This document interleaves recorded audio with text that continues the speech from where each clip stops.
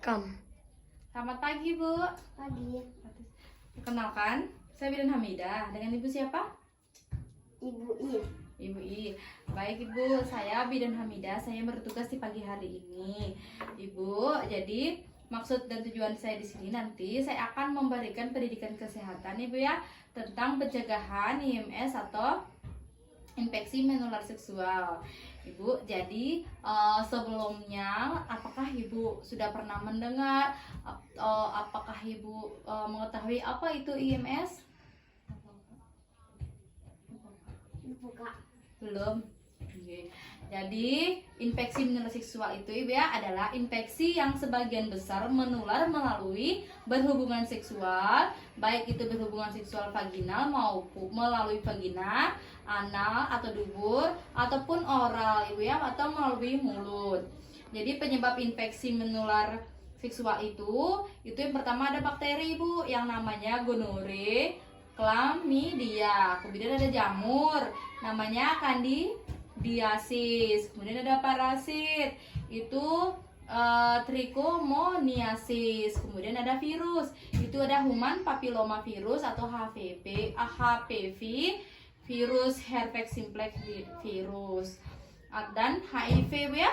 Kemudian tanda gejala dari IMS itu sendiri, yang pertama itu muncul benjolan, luka, kemudian ataupun lepuh di sekitar penis, vagina, anus atau mulut. Yang kedua, vagina atau penis terasa gatal dan terbakar.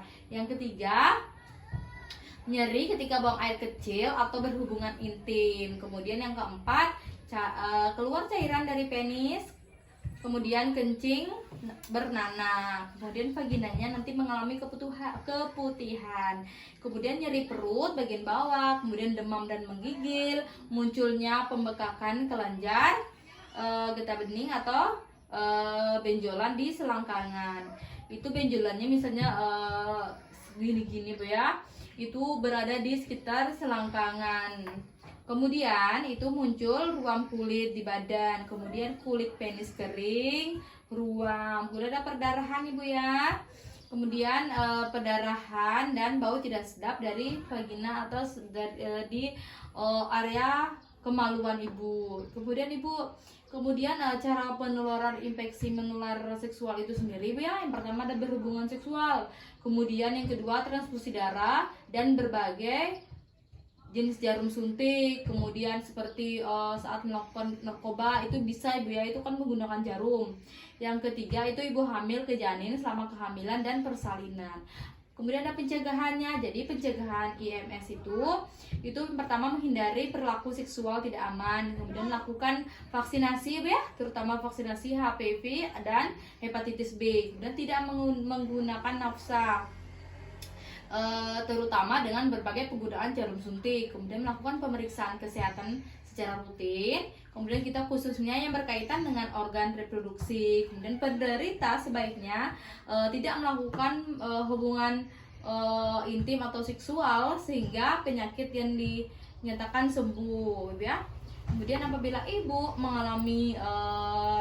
mengalami infeksi menular seksual tersebut ya ibu, misalnya ada keluhan, kemudian nanti ibu bisa melakukan pengobatan dengan cara datang ke rumah sakit untuk periksa lebih lanjut seperti itu ya Ibu. Jadi dari semua yang saya jelaskan tadi sejauh ini, apakah Ibu sudah paham? Paham. Apakah Ibu ada pertanyaan? Tidak. Baik, nanti jika Ibu ada pertanyaan atau ada keluhan, Ibu bisa menghubungi saya ke Kesehatan Ibu ya. Terima kasih Ibu.